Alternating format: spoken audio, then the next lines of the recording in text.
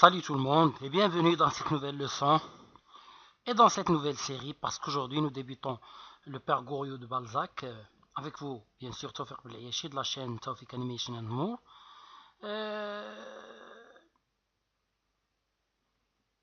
Ce roman se divise en 4 parties. Donc la première est intitulée Une pension bourgeoise. Bien, donc ces sous-parties-là, c'est juste moi qui ai subdivisé chaque partie en plusieurs sous-parties. Donc, nous commençons d'abord avec l'incipit, bien sûr. Lorsque vous commencez un roman, une nouvelle, n'importe quelle œuvre, vous commencez bien sûr, la première partie s'appelle, l'entrée dans ce roman s'appelle un incipit, pour les Français, incipit. Bien, alors l'incipit a pour fonction essentielle de présenter le cadre général, c'est-à-dire le temps, le lieu, les personnages. Ensuite, de déterminer les caractéristiques du genre. Généralement, l'auteur, dès le début, nous montre par certaines allusions qu'il va écrire un roman réaliste, ou bien policier, ou bien fantastique, ou bien, donc, il nous fixe les règles du genre qu'il va écrire. Et on trouve aussi, généralement, les enjeux. Les enjeux, c'est-à-dire ce que veut réaliser, la visée, le but de l'auteur par ce roman. Donc, nous allons nous intéresser à deux choses ici. Nous allons nous intéresser aux caractéristiques du genre et au cadre spatio-temporel et aux personnages par lesquels débute ce roman. Donc, tout d'abord, je dois un peu vous parler du genre, le genre réaliste, plus que réaliste, naturaliste. Donc, alors, pour le genre réaliste, je vais vous parler très succinctement et en résumé des caractéristiques de ce réalisme. Donc, première caractéristique, bien sûr, du réalisme, c'est ce qu'on appelle la vraisemblance. Et ça signifie quoi? Ça signifie que les personnages, le temps et le lieu ressemblent à la vérité. C'est ça, vrai, semblable, c'est-à-dire semblable au vrai, c'est-à-dire semblable à la réalité. Ce qui veut dire que la trame de l'œuvre peut être le fruit de la fiction de l'auteur. L'auteur peut imaginer cette histoire. Elle peut ne pas s'être vraiment passée. D'accord? Mais, un instant s'il vous plaît, mais tous les événements sont un reflet fidèle de la réalité. Il y a certains auteurs qui ont défini le réalisme comme étant un miroir qu'on passe sur la réalité. C'est-à-dire, dans ce miroir, tout ce qui se reflète, c'est la réalité. Bien. Alors, une histoire réaliste peut être vraie, elle peut être réelle. Okay. Alors, vous faites maintenant la différence entre réaliste et réel. Réaliste, c'est une réflexion de la réalité. Il y a une concordance parfaite avec la réalité. Mais réel, ça s'est vraiment passé, d'accord? Les personnages sont des personnes réelles dans la vraie vie. Bien. Alors, un récit réaliste, si on vous dit que ce récit est vrai, ça s'est vraiment passé, vous allez le croire. Pourquoi? Parce que vous n'allez trouver aucun élément, soit en ce qui concerne les événements, ou bien les personnages, ou bien le temps, aucun élément qui n'est pas en parfaite concordance avec la réalité. D'accord? Alors, si je vous raconte un récit, je vous dis qu'il y a une personne qui vole, il y a un homme qui a des ailes et qui vole, et je vous dis cette histoire est vraie, vous allez me dire mais non, impossible, il n'y a pas de personnes qui volent dans la réalité, il n'y a pas de personnes qui ont des ailes. Donc, vous voyez, on a ici un élément invraisemblable, un élément qui n'est pas semblable au vrai, qui ne concorde pas avec la réalité. Donc ça, c'était le premier point. Le deuxième point, avant le réalisme, les personnages étaient des personnages illustres, de famille royale, ou bien de nobles, ou bien... D'accord, donc le réalisme est venu faire une dissension avec cela, d'accord? On a un chiasme parfait avec cette réalité-là. Donc, avec le réalisme, les personnages sont devenus ceux des classes défavorisées, très pauvres, voire à la rigueur moyenne. Donc, alors, et l'écriture avant le réalisme, elle sublimait les personnages. Les personnages sont beaux, sont héroïques, alors que le réalisme nous trace une photo réelle, une image réelle des personnages comme ils vivent dans la réalité. D'accord? Et il en fait la satire.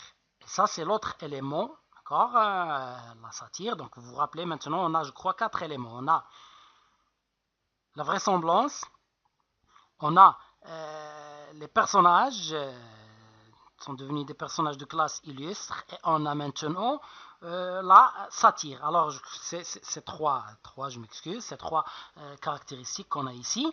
Donc la satire, on fait une critique péjorative, défavorable d'une personne appartenant à une classe défavorisée, ou bien on fait la critique d'une classe, de toute une classe défavorisée. Bon, le but de cette satire, c'est de montrer que ces personnes sont mauvaises à cause de leur milieu. D'accord? Donc c'est la société qui est responsable. C'est le régime, par exemple, politique qui est responsable. C'est la pauvreté dans laquelle ils vivent qui fait qu'ils sont devenus perfides et mesquins. Bon, alors, il faut noter une chose, la littérature, elle suit l'évolution des sciences. Dans les sciences, le naturalisme alors était arrivé à cette conclusion que la personne est le fruit de l'environnement. C'est l'environnement qui façonne la personne. D'accord? Plus tard, il y aura la psychologie et le reste, et on va parler d'autre chose. D'accord? Mais en ce moment-là, on croyait dur comme fer que l'environnement façonne les personnages. Les personnages sont à l'image de leur environnement. Bien. Maintenant, je crois que je vais me contenter de ça et je vais passer maintenant. Nous sommes dans la première sous-partie et vous pouvez bien sûr avoir d'autres informations sur le réalisme si vous cherchez dans les leçons concernant le tronc commun et la nouvelle réaliste. Bien. Alors, l'auteur commence par la présentation de Madame Vauquet et de sa pension. Une pension, c'est une maison qui loue des chambres comme un hôtel, qui prépare aussi à manger. C'est comme un hôtel, c'est tout à fait comme un hôtel. D'accord? Et cette pension, c'est une pension pas très renommée, pas très connue, pas très bonne, d'accord? Et c'est une pension de pauvres. C'est pour ça qu'il nous dit que les jeunes personnes n'y habitent que si elles y sont poussées, bien obligées, par la pauvreté. Alors, s'ils ont de l'argent, ils cherchent une autre pension. Donc, ils ont une maigre pension. Et ce mot, le deuxième mot pension, c'est un homographe. Un homographe, c'est un mot qui s'écrit de la même façon, mais qui a un autre sens. La pension ici, c'est chaque personne, sa famille lui donne une somme d'argent par an, d'accord? Et cette somme d'argent, c'est une pension. Donc vous voyez, deux sens de pension. Pension, c'est la maison qui loue des chambres, et pension, une somme d'argent donnée à une personne par sa famille. Bien, alors,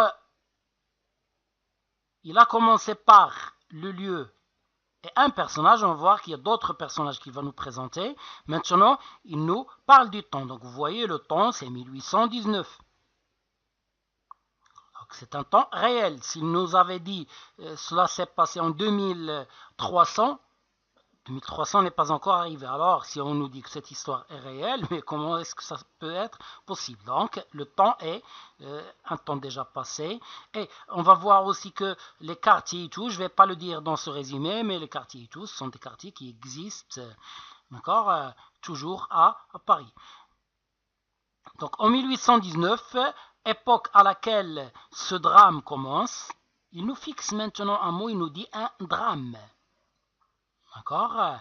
Bon, il y a de petites différences entre le drame et la tragédie, d'accord? Je vais pas commencer à parler de cela, mais je peux vous dire tout simplement qu'il y a beaucoup de dissensions. Le drame est écrit avec un niveau courant, alors que la tragédie c'est un niveau soutenu. Les personnages sont ici ordinaires, ici ce sont des personnages illustres. Dans le drame, on a une rapidité d'action, d'accord, c'est comme un film d'aventure. Dans une tragédie, non. Un drame, la fin dramatique n'est pas fixée d'avance, d'accord, elle n'est pas tragique, elle n'est pas un destin auquel les personnages ne peuvent pas s'échapper. Non, les personnages ont toujours l'espoir de s'en sortir indemnes jusqu'à la fin et ça finit dramatiquement. Alors que la tragédie, les personnages sont écrasés par une force tragique qui ne leur laisse aucun choix. La fin tragique est fixée d'avance, donc ici il y a désespoir, ici il y a espoir, ici il y a fin fixée d'avance, ici il y a fin qui n'est pas fixé d'avance. Donc, mais comme je vous ai dit, ça ne nous intéresse pas beaucoup et vraiment. Et bien sûr, les élèves qui me suivent en français, je leur donne un plus d'informations concernant ces choses parce que parfois il y a de bons élèves qui ont besoin de ces informations. Donc, je continue. Donc, il nous dit, ce drame commence, donc il nous fixe que cette histoire va se terminer dramatiquement. D'accord? Ce ne sera pas une fin heureuse. Donc déjà, c'est ça, fixer les caractéristiques du genre. Bon, il nous parle ici d'une pauvre jeune fille. Cette pauvre jeune fille va jouer un rôle important dans ce récit, d'accord? Mais c'est pas elle le personnage vraiment principal.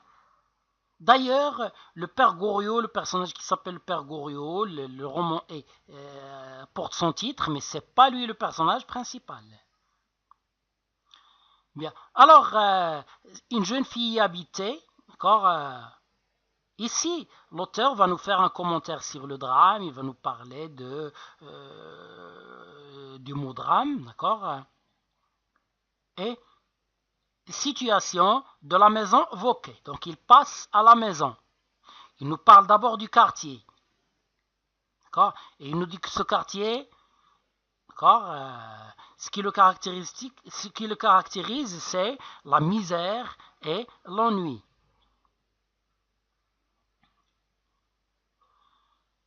Ensuite, description très détaillée, et Balzac est parmi les auteurs. Pour moi, personnellement, je pense qu'il exagère dans la description, parce qu'une description trop détaillée, c'est une description rébarbative, une description qui ne vous donne plus envie de lire l'œuvre. Et Balzac est ce genre d'auteur. Il fait d'excellentes descriptions, mais bien sûr, pour les gens qui aiment la description, ça marche, mais pour la plupart des gens, personnellement, lorsque je lis Balzac, je saute les passages descriptifs. Parce que lorsqu'il veut vous décrire une porte, il n'en finit pas. Donc maintenant, il nous fait une description très détaillée, très péjorative. Donc, comme j'ai dit, ça, il nous fixe les caractéristiques du genre. Lorsqu'il nous fait une description péjorative, nous savons qu'il écrit quelque chose de réaliste, parce qu'il fait une satire de l'extérieur, puis de l'intérieur. Et il nous fait aussi une description réaliste, c'est-à-dire détaillée et péjorative de la maison Vauquet. Donc, après avoir fait la description du quartier, il nous fait la description de la maison Vauquet, d'accord? Et il nous présente après, il va nous présenter les personnages. Donc, il va commencer par Madame Vauquet, sa cuisinière Sylvie. Ensuite, il va passer à une méthode que vous avez déjà vue dans La boîte à merveilles. C'est-à-dire, il commence à parler du premier étage, des personnages qui habitent le premier étage. Ensuite, il passe au deuxième étage. D'accord? Et c'est de cette façon qu'il va organiser la présentation des personnages. Bien. Alors, je m'excuse. Madame Vauquet. Alors, regardez cette femme. Dès le début, c'est vraiment très péjoratif. Faux cheveux. Elle a une perruque, elle n'a pas de cheveux. Mal mis. Ce sont de faux cheveux et en plus, ils sont mal mis. Elle marche en traînant Ces pantoufles, les pantoufles, vous connaissez, on le dit en arabe aussi, en dialectal marocain. Donc c'est une sorte de chaussure. Bien. Alors, elle marche en traînant ses pas, comme on dit, sa face, c'est-à-dire son visage, vieillotte. On sait maintenant que c'est une femme vieille. Grassouillette, dodue, pleine de graisse. Elle a un nez à bec de perroquet. C'est une métaphore ici, la comparaison de son nez avec le bec d'un perroquet. Donc vous voyez, ici, c'est une femme laide, une femme pas belle. Ses habits, son jupon de laine, donc il dépasse. Lorsqu'on dit un jupon qui dépasse d'une jupe, c'est-à-dire la personne ne fait pas attention à la façon dont elle est mise, à la façon dont elle est habillée. Donc, dépasse de sa jupe, et cette jupe, c'est une jupe faite avec une vieille robe. Bien, donc, j'ai pas écrit ça, mais le trait essentiel sur lequel insiste Balzac concernant Madame Vauquet, c'est son avarice. C'est une femme très avare. Donc, Vauquet ressemble à toutes les femmes qui ont eu des malheurs. Alors vous voyez, c'est ça ce dont je vous ai parlé au début, l'influence du milieu social. Il nous dit que cette femme, elle est laide, elle n'est pas bien habillée, elle est ridée, elle est vieillotte, elle est pourquoi? Parce que cette femme a eu des malheurs. Il nous dit, toutes les femmes qui ont eu des malheurs sont comme cette femme. Ça veut dire c'est ce qu'on appelle le déterminisme, c'est-à-dire la fin est déterminée par le début. Les causes déterminent la conséquence. Un milieu social pauvre et une femme qui vit des malheurs, c'est l'image, elle sera, n'importe quelle femme sera à l'image de cette vieille femme. Néanmoins, cependant, mais, quand elle est bonne femme, c'est une bonne femme, mais attention, il va nous dire que en vérité, c'est pas vraiment juste. Pourquoi? Il nous dit, elle est bonne femme au regard disent les pensionnaires, c'est-à-dire au regard des pensionnaires. Pour les pensionnaires, ils pensent qu'elle est bonne femme. Pourquoi? Car qui la croit, voilà la raison, sans fortune. Il croit que cette femme n'a pas de fortune. Alors, cette expression-là, qui la croit sans fortune, ça veut dire qu'elle a une fortune, qu'elle a de l'argent. Elle a amassé de l'argent. Et pourquoi croit-il cela? C'est parce que cette femme, en l'entendant, geindre, se plaindre, et tousser comme eux. Il passe à un deuxième personnage, la gosse Sylvie, c'est la cuisinière. Je vous ai dit que les gens mangent là, d'accord? Donc, elles sont prêtes à préparer un déjeuner à des pensionnaires internes. Alors, on a les pensionnaires internes et externes. Les pensionnaires internes, ce sont ceux qui louent des chambres. Les pensionnaires externes, ils mangent seulement dans la pension. Ils payent une somme annuelle, une somme mensuelle pour juste manger. Et il nous explique ici, l'auteur ou bien le narrateur nous explique que ces pensionnaires ne s'abonnent que pour le dîner, pas pour le déjeuner. Alors, on a 3 repas, on a le petit déjeuner, on a le déjeuner qu'on appelle communément le repas, et on a le dîner. Donc, elle prépare à déjeuner, et elle prépare seulement pour les personnages qui habitent dans la pension, pas pour les externes, parce que les externes ne viennent que la nuit pour dîner. Alors, elle nous dit que, ou bien le narrateur nous dit que, en ce moment-là, au moment où il est en train de raconter, il y avait 7 pensionnaires internes. D'accord? Bon. Alors, il a commencé la méthode dont je vous ai parlé. Le premier étage, il contenait 2 appartements. D'accord? Alors, le premier appartement, le moins considérable, le moins bon, c'est Madame Vauquet qui l'a. Madame Vauquet habite le premier appartement, le moins beau des 2. Et le deuxième, c'est à Madame Couture. C'est la femme d'un commissaire ordonnateur. C'est-à-dire, c'est une femme qui a assez d'argent pour pouvoir se payer cet appartement, ce deuxième appartement. Bien. Alors, maintenant, cette femme, Madame Couture, donc on a ici un personnage, un pensionnaire, c'est Madame Couture. On passe au deuxième maintenant. Une fille habitait avec elle. C'est de cette fille que Balzac a parlé au début, lorsqu'il nous a dit en ce temps-là, en 1819, une jeune fille y habitait. C'est cette jeune fille-là, Mademoiselle Taillefer, Mademoiselle Victorine Taillefer. Alors, Madame Couture servait de mère à cette fille. C'est-à-dire que ce n'est pas sa vraie mère. Mais elle la garde avec elle, elle s'occupe d'elle comme si elle est sa mère. Nous passons au second. D'accord? Nous passons au second étage. Il y a aussi 2 appartements dans le second étage. D'accord? On a déjà 2 personnages, Madame Couture et Victorine Taillefer. Maintenant, le premier appartement était occupé par un vieillard nommé Poiret. Donc Poiret, c'est un vieillard, d'accord? Et Poiret, c'est le troisième personnage. Rappelez-vous, Madame Couture, Victorine Taillefer et Poiret. Je vous rappelle toujours les personnages, d'accord? De cette façon, vous vous en rappellerez, parce que ces personnages qui sont présentés au début, ce sont des personnages très importants.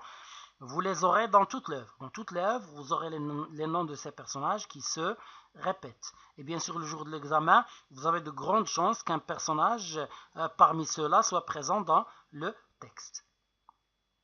L'autre, c'est-à-dire l'autre appartement. D'accord? L'autre appartement. Par un homme âgé d'environ 40 ans. D'accord? Et cet homme, il s'appelle Monsieur Vautrin. Couture, Taillefer, Poiret, Vautrin. Voilà les 4 que nous avons maintenant. Le troisième étage se composait de 4 chambres, donc, dont 2 étaient louées. L'une, alors, première chambre, nous avons 4 chambres. Une vieille fille nommée Mademoiselle Michonneau. D'accord? Donc, et l'autre par un ancien fabricant de vermicelle, le père Goriot. Alors nous avons ici 6 personnages, c'est ça? Nous avons Couture, nous avons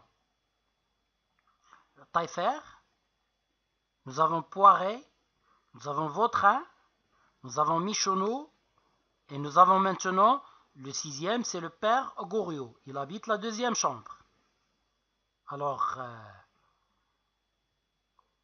2e étage, le 3e étage, 4 chambres. 2 chambres sont louées de façon permanente. On va voir pour les 2 autres chambres. Donc ces 2 chambres sont louées par ces 2 personnages, Mademoiselle Michonneau et le père Goriot. Et les 2 autres chambres étaient destinées aux oiseaux de passage, c'est-à-dire ceux qui louent pour 1 mois, pour 2 mois, voire pour 1 année. Les autres, ils peuvent louer pour des années, d'accord? Mais ces 2 chambres, ce sont des chambres destinées à ceux qui sont de passage. D'accord? Donc, alors, il nous dit que ces infortunés-là, ces oiseaux de passage, ce sont les étudiants. D'accord? Alors, il va nous parler de l'une de ces 2 chambres qui est occupée par un jeune, c'est le personnage principal de ce récit, un homme venu des environs d'Angoulême, à Paris, pour y faire son droit. Il vient étudier à la faculté, à l'université, il se spécialise dans le droit. Et la nombreuse famille, voilà la première, donc c'est un homme d'Angoulême, il suit ses études en droit, il a une famille nombreuse, on va découvrir plus tard, composée de filles. Alors cette famille se soumettait aux privations, cette famille se privait, elle vivait très misérablement. Pourquoi? Pour économiser assez d'argent pour lui donner 1200 francs par an. Donc il a une pension, ce garçon, il a une pension de 1200 francs par an. Il s'appelle Eugène de Rastignac. Donc c'est le personnage principal. Il ne me reste plus qu'à vous dire au revoir et à la prochaine. Et merci bien pour votre attention.